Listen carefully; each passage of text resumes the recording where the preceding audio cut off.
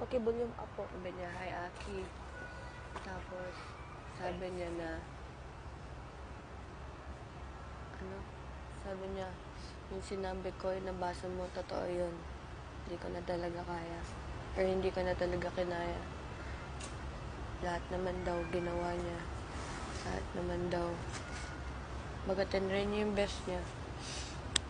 Pero, umabot daw siya sa point na kailangan niya na makakausap. Kailangan niya masasandalan. Na babae. Malamang! Hindi gawa ng Ayos. lalaki. Ano bang May isa inuusgan pero hindi gawa ng lalaki yung ganun. Kailangan pa nang masasandalan ng kakausap. Siguro, Makakausap. ano siguro siya? Cheaterable. Tapos, waitable. Sige. Tapos, sabi niya yan, lahat daw, napapanood niya. Kasi hindi ini-scroll.